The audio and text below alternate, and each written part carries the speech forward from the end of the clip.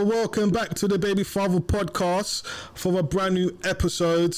I'm your host today. I go by the name of DJ Ridler. I'm from Live Links. I want to say a big apologies to everyone who does watch the Baby Fathers on a regularly. For the last 2 weeks, we have not uploaded the videos only because I've been busy outside the Baby Fathers. That's the only reason why we hasn't had able to upload any videos. So we do apologize for that. But we are back for a brand new episode again. If I look very sweaty today, please believe inside the studio it's so hot. We ain't got no AC. We don't even have a fan. All right. It feels like man's in the Caribbean right now. All right. So yeah. So on today's show, we have a special guest. Yes.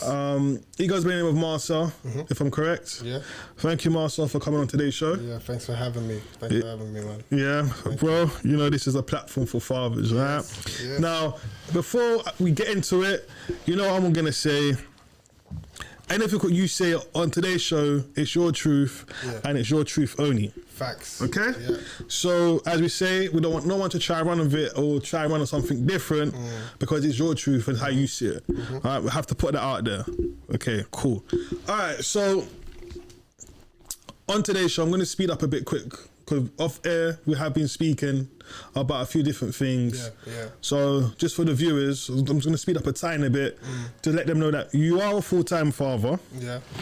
You have a daughter who you're full-time father to.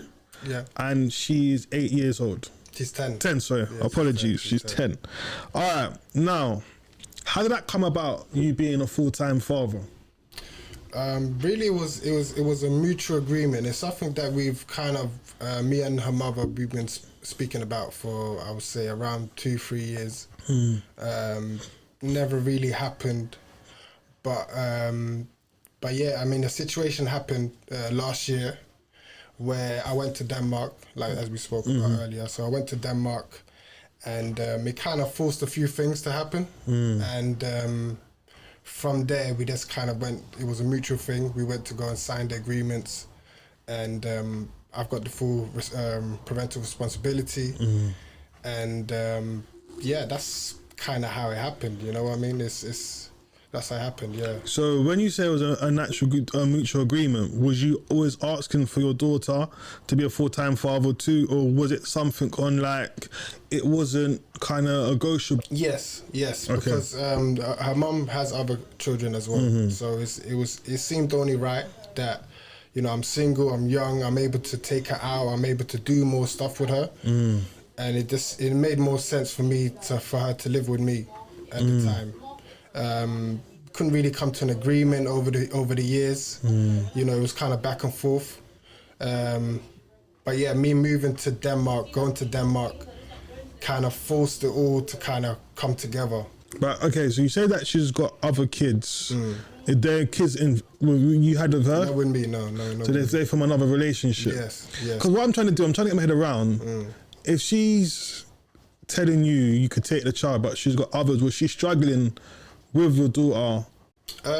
Yeah, possibly. Yeah. You know, it would have been a bit of the struggle, a bit of also. My daughter was getting older, so she could voice her opinion now. Whereas in the beginning, she was quite younger. She couldn't really explain, you know, what she really wanted. She didn't really know. But as she got older, it was clearer for her that I want to go and live with daddy. That's where I would prefer to be. And then you then got full custody of your daughter. How long was she living with you? The 10th of December is when she came to Denmark with me. So I was already in Denmark. Okay. She came on the 10th of December. All right, so let me just kind of clear it up. So you used to live in the UK first before you before you moved over to Denmark? Yeah, so I grew up in Denmark. I came here when I was like 15. No, sorry. I came here when I was 17. And yeah, last year I kind of decided to go back to Denmark. Yeah. Did you have to go to any court or anything for the papers to be signed off? Yeah. And how did that go? How did you go about doing all of that? How did that all happen? The mother has to agree to her coming to Denmark. So like that's always the thing, whether it's the mother or the father. The other person has to agree that they accept that the child is going to be moving to a different country. Okay. So besides me having the parental responsibilities, You know, you can do really whatever here in the UK, but she had to co-sign that she agrees that that my daughter now is moving to Denmark. Okay. So I initially went to Denmark thinking that I'm gonna move there alone. Yeah. And then it happened all of a sudden. She's like, yo, you know, I want you to have her. I want you to take her. So like financially I wasn't prepared, you know. Like I hadn't really got myself on my feet yet over there, you know. So so I was there already, and so yeah, we signed the papers, and so like that was another thing where now she's coming. I've only got a shared room with, you know, living with someone else. It was difficult to adjust. It's COVID, you know what I mean. You couldn't really, you know, we couldn't do much. She was out of school, and because the application was taking so long, she wasn't able to get into school at all while we was there. So I'm in Denmark. I'm with her now. When did you decide to move back? What was the reasons for moving back to for leaving Denmark to come back to the UK? In the beginning, you know, the idea was, yeah, you know, I'm moving here. I'm already here. You know, let's try and make a life here. But as slowly, you know, you live there, you know, you experience some things, you start to see how things are. And, you know, as a single father at that time, is difficult. So when you moved back to the UK, did you have anywhere to stay? Yeah, so we went to my auntie's. And how long was you there for? Yeah. So we was at my auntie's for a week. And then what happened after that? I mean, so we had to try and get a place. So we went to the council up in Milton Keynes. You know, initially they turned us away. They're saying that, you know, they can't help us because we both lived in Hatfield before. And they were saying, yeah, go back to Hatfield. So why did the council turn you away? What was their reasons? The reason saying that I didn't have a local connection. And what do they mean by that? So a local connection needs to either be your mum, dad, or siblings. Okay. For them. My case was, I was arguing my case because my mum passed away when I was 15. And that was the reason why I came from Denmark to the UK, to be closer to her, obviously, her side of the family. And I was telling them that's my auntie who's been helping me ever since. You know what I mean? Like, that is a mother figure to me. Like, I don't have any siblings. I don't have any father living here. So there's no other boroughs or, you know, no other counties or areas I can go to. But yeah, they weren't really, you know, they weren't really trying to hear it. But if you're coming to the council with a daughter and you're basically telling them that you're homeless, they didn't say they're going to put you like in a hostel or anything like that? No, initially it was, you know, one thing I would say is that they, you know, they kind of work with the information you don't know. It's like they'll tell you whatever. And that's to anyone who's watching this out there. Like, the council will tell you whatever. Like, they'll tell you that they can't help you. You don't have no rights here. You know, there's nothing they can do. That's just what they're saying. They're just saying that so you give up or so you go back to wherever you need to go back to or they want you to go back to. So what did you then do after that then once they told you that? So initially they said that, yeah, we can't help you. So I was thinking about going to Hatfield, you know, because I was thinking, okay, you must be right. This is what they're telling me. They're telling me they can't help me. But obviously I did my research, you know, I had to look up, you know, what are my rights in terms of now, you know, a single father with a child.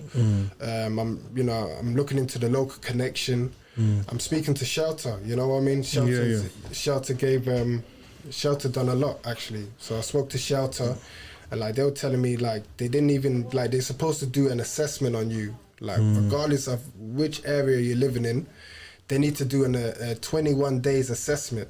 So you can be homeless with your child and go to wherever, and they have to like legally they have to house you for 21 days until they do an investigation on where they're gonna send you next. But they didn't even do that, you know. And I was telling them, hey, you know, there's no space at my auntie's. You know, I'm here. You know, my daughter's sleeping on the sofa. I'm sleeping on the sofa. You know, it's overcrowded already.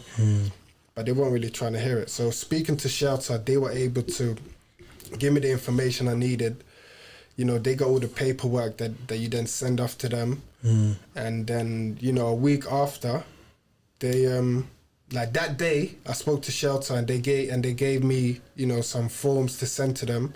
They housed us. Okay. Yeah. And then once they housed you, was that a permanent housing or was that like a Nah, that was temporary accommodation? That was emergency accommodation. Okay, emergency. Yeah. And how was it like when you went to the emergency accommodation?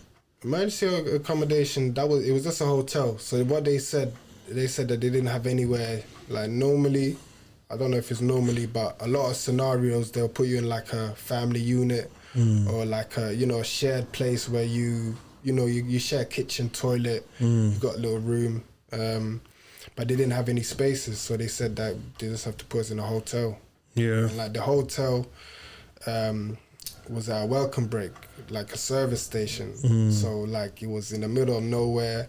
Like the transport links, at the time I wasn't driving because we just came back. The transport links were bad. Like we couldn't even, like we have to get cab every day to go to my auntie's. And it just seemed like they'll make it difficult. You know, they'll make it difficult for you. In the meantime that they're housing you, it seems like their job is to make it difficult for you. Make it hard as possible. Make it hard as possible to really test you and to really see, like, if you are, like, how homeless are you? You know what I mean? Or, like, how much do you need our help? Moved you into emergency accommodation. Yeah. What didn't happen after that? So after that, they put us in, they put us in the emergency accommodation. They booked it for 2 weeks. They pay for that, yeah? They pay for that. Okay. So they say, you know, they said that they book it for 2 weeks, and then in the meantime, they're gonna refer the case back to Hatfield. So they basically, what they should have done in the beginning when I initially called them, that's now what they're starting to do. They're housing us, they're doing the investigation, and now they found out, okay, you got more of a, your local connection is stronger in Hatfield, so we're gonna send you to Hatfield. And that's basically what was going on in that time period. So we was there for 2 weeks, and then like nothing really is happening. Like they're telling me to find private rent, you know, find somewhere to rent privately in the meantime. And are you working at this time? No. Okay. So I haven't, you know, I'm with her. She still hasn't started school. There isn't really that foundation to start working. Okay. And obviously we're in this situation, and when you start working, you know, you don't get any help. So we was there for 2 weeks. So one of the tactics that I feel like they did was that they'll make us move out every time. So they know they have to extend it. They're well aware of it. But one of the things they weren't telling me nothing. So they weren't telling me anything about any updates. Yeah.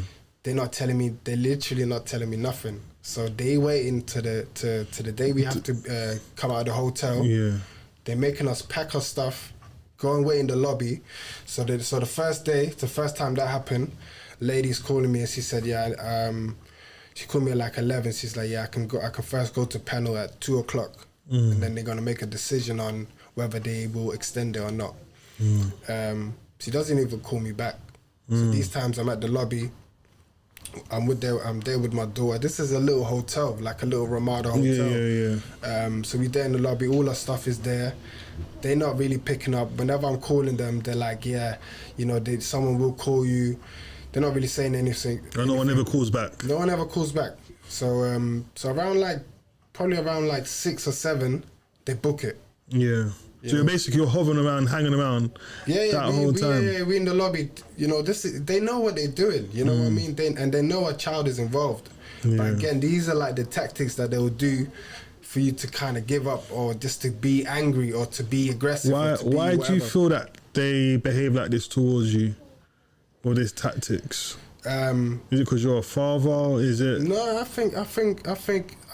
don't think it's anything personal to me. You know, I think there's a shortage of houses and places, and you know, because they're not building anything, they have to find ways to minimize the people that's coming in. And you know, I think, you know, it could be a money thing. You know what I mean? So then why did you decide to take on your daughter then, if you know you was trying to get yourself on your feet then? Because like that was, again, that's my daughter, you know what I mean? Like, and I know for her, that would have been like, it would be so much better Like, it would be so much more stuff we can do, so much stuff she can learn, you know what I mean? Like, I've got the energy, like, I've got the, you know, even just from my background, like, from doing motivational speaking, from working with young people, like, helping them find jobs, whatever, like, that's just my background. So, like, I've been spending all of these years helping other kids, and, like, I felt like this is the time to let me invest into my own child. You know what I mean? All of this I've learned, you know, let me invest into my own child and take on that responsibility.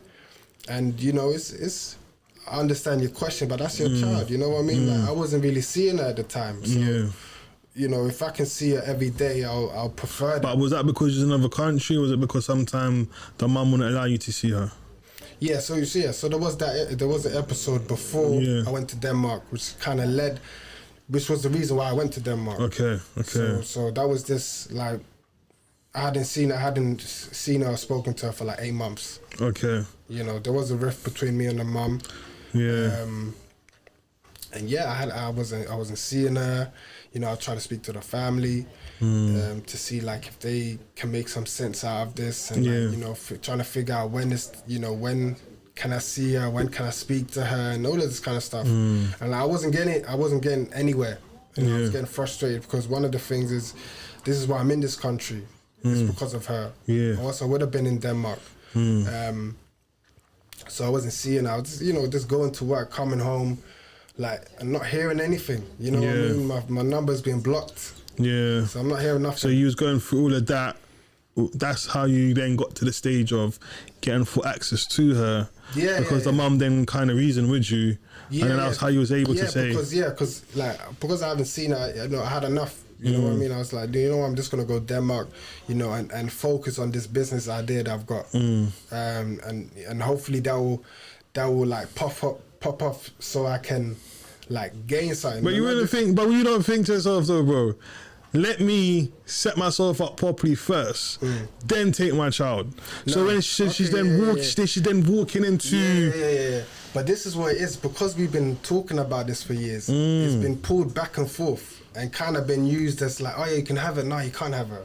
Okay. So any opportunity where she's on it, that's why you went for it. I'm going for it. Okay. I'm not waiting. I'm not saying no. I'm like, I was thinking about that. I was thinking, let me set myself up.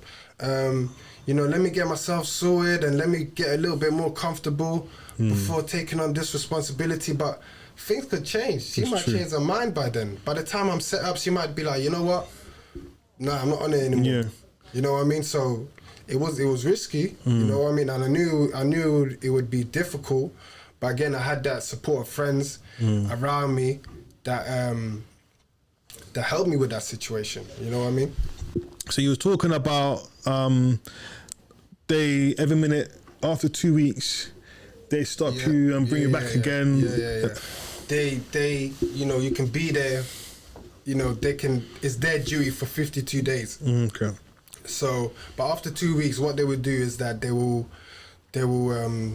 get me to pack my stuff. Yeah, packing all my stuff, waiting in the lobby, and then they'll book at like 7 o'clock in the evening for another 2 weeks, and then 2 weeks will come, and they'll do it again. They'll do the same thing again. You know, and even though I'll contact them before and say, hey, you know, we're coming up to the 2 weeks. Can we try and are you able to go to panel a little bit earlier? Because you're having me and my daughter waiting outside with all our stuff outside the lobby. But they're like, nah, they're not really hearing it. So then, after all of that then happened, when did the Proquest started happening after that? And they weren't picking up my calls. So even I wrote to my housing officer, and I said to her, like, I've called you 21 times since I've come up here, and she only picked up once. You know what I mean?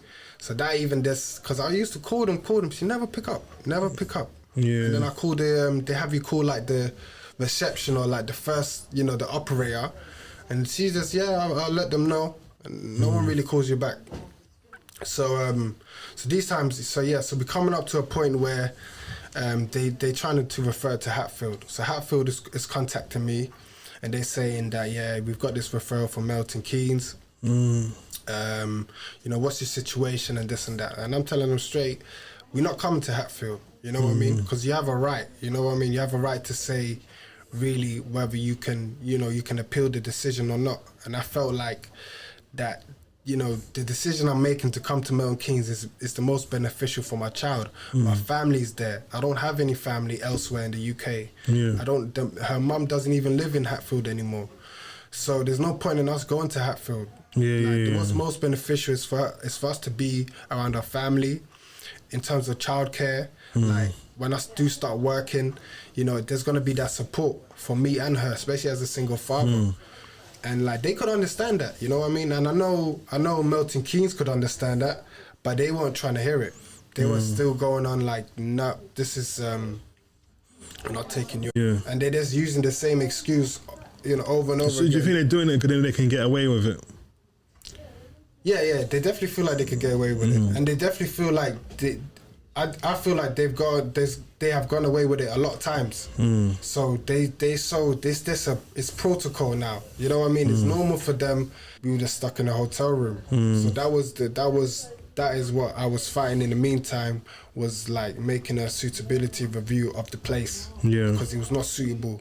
And they were normally emergency accommodation, you're max there for a few days until they move you into a family unit where you can cook. Yeah. And you can, So you've been in emergency accommodation for 6 weeks. Yeah, and like they made us pack our stuff 5 times. Okay. During that time there. So they made us move, we moved to 5 different rooms. Sorry, like three times. Yeah, but you're moving to a different room, but in the same. Yeah. And that's with nobody communicating with you. You just get told that the last day. Yeah, we're getting told that on the last day. So even that is leaving things in limbo because I don't really know. You know what I mean? What am I supposed to tell my daughter? Again, we're moving our stuff out in the lobby, but I don't really know because they're telling me, we need to make a decision. So a decision means that it can go either way. So I don't really, what can I tell her? And plus, I'm letting them know that, can you let me know in advance so I can at least put my daughter at ease? Let her know that it's calm. It's going to be booked again. Like, don't worry too much. But they won't tell me nothing. And like she don't understand what's going on. Look, we've got her inside the studio. Do you mind if I call her on? Yeah, call her on, man. Yeah. All right, come. Take a seat next to your dad. We ask you some questions. Yeah, it's a bit of a different show today, people. Yeah, but I feel it's kind of good to hear from the kids as well. And because she came with her dad, we're gonna ask her some questions. All right. Is that good enough? Yeah. All right, people. So we usually don't do this because we never had a youngster on the baby fathers before, but because she came with her dad and she's sitting there listening, we just thought that we kind of hear her views about these kind of things we just been kind of talking about. All right. So, what's your name? My name is Soraya. Nice to meet you, Soraya. Okay. Yeah. Relax, because you're even a bit nervous. I can see you're shaking. But listen, thank you for coming, all right, and volunteering to come up because you didn't have to, all right? Yeah. But I'm just going to ask you, what was your kind of experience? Because your dad's kind of touching on, you asked to live with him, yeah? Yeah. Why did you want to live with your dad? I think because my mum was going through a lot at the time because she had a lot of children on her hands. So I thought if I just go with my dad, it would be less That's nice. stressful. Yeah. Yeah. So you really love your dad then? Yeah. Yeah. And when obviously you went to live in Denmark, was you happy to go to another country to go and live? I mean, at first I didn't really want to. I mean, I did, but I had mixed feelings. But then when we lived there for a while, it was just alright. It was just normal. Yeah. Yeah. And how did you find Denmark? Denmark, it was good. It was a good experience. Yeah. Yeah. And then you've come back to the UK with your dad. Yeah. All right. So obviously you're gonna be close to your family and your mum and that again, and your auntie. Yeah. When they moved you to a temp accommodation, how was that? How did you feel all about all of that? I mean, it was a bit annoying because every 2 weeks we would have to move out. And then it'd be long because I remember the first time they moved us out, we were just there sitting and it was hot as well. We were just sitting under a tree, I think in the shade, just for a long time, waiting just for them to book it again. Because it just took way too long and they didn't. They just said they said they would call back in an hour, but they didn't. They took longer than an hour. And how are you? Because you seem, as a young lady, you're only 10 years old, right? Yeah. When they've been messing you about and making you move to different places, how did that make you feel? I mean, it made me feel just like they wasn't gonna do anything. They would just keep us there for the longest while. Like, because even when I started school, I was there for like a week or two. And even starting school there, it was just like, I had my lunch as well. So every morning I had to go to, auntie's house and I had to get my lunch, and we had to take a cab and stuff there, because at the time we didn't have a car, so it was very long. Yeah. Obviously, seeing your dad he's going through with you, and obviously trying to get the housing and that for you. How did you feel towards your dad when you were seeing that he's going through all of this? I mean, I felt like he was doing a lot for us, and he was trying to make us live in a good place and make us have a good life. That's really good, man. I'm going to say to you, okay, because once again, just by speaking to you, you seem like a very positive lady, which is really, really good. It's like you don't let nothing bother you. And as long as you're with your dad, you're good. Yeah, let me say as well, she's made that whole journey so much easier. You know what I mean? Because I've seen certain 10-year-olds out there, and like, if you was to go through what we've been through with, with like a wild 10-year-old, or like with a 10-year-old that's like thinking about themselves, or like always moaning or something like that, it would make it so much more difficult. Like, she's really made it so easy for me. Like, she don't really complain about nothing. Like, she's just, like, she actually helps. Like, so it never really felt like I've got a young child that I'm caring for. It's like a friend, you know what I mean? Yeah, I know. She's at this age. That's the vibe I'm picking up. Yeah. That's the vibe I'm picking up. She's at the age where we can talk about stuff. I do something wrong, something she doesn't like, we can talk about it, and vice versa. And she can just help out in certain situations. And she's big enough. I mean, even when we was in Denmark, she was cooking. You know what I mean? She's cooking for herself. She's cooking for me. There's a lot of stuff that I wouldn't be able to do, and like we wouldn't be able to get to where we are if it wasn't for how she was. So Well, we're gonna ask her a quick question, because we never heard this from a kid perspective. We never had a kid on the show, so I can ask. All right. So I'll ask you a question. Where do you see mummy and daddy wasn't getting along? All right. How does that make a child feel? I mean, at first I was like, why wouldn't they just get along? And like, every time they would meet, it would always be some argument. Like, always something would be caused, and then there would be an argument, and then it would just every time, like, no matter every time, like, they met or drop for me or something, it would just go mad. And how did it make you feel when you wasn't able to see your dad, when your mum was stopping you to see your dad for a little while? How did that make you feel? I mean, inside I was very upset because I didn't get to see him for a while, but then after, I think we just not forgot about it, but we just didn't not mention it, and it just kind of just got. I wouldn't say forgotten, but it just I didn't really think about it too deep, so I get upset. I just thought, like, I know I'd see him soon. Yeah. Facts. Well, bro, listen, I want to say thank you to you lot for coming. Obviously, we've got to wrap it up now. I know it hasn't been that kind of long today, obviously, with the late start, and that the studio is very hot as well. Yeah, so I'm not going to overdo it today. Yeah. I'm going to say thank you to everyone who's been listening. I know today's show's been a bit different, but I think it's been very different on this show. It's not the kind of normal things on the Baby Fathers, but it is good to see different things on our platform as well.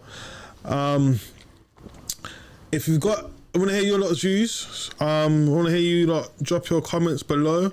Hear your lot's views about today's episode. Give us your feedback and let us know what you think. I want to say thank you to Marcel for coming on to the show.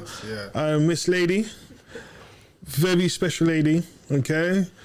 Very mature lady for a 10-year-old. All right, so keep on doing what you're doing. And stay positive.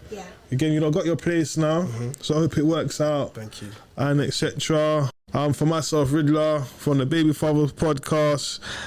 And yeah, peeps, we gone. All right, peace. All right.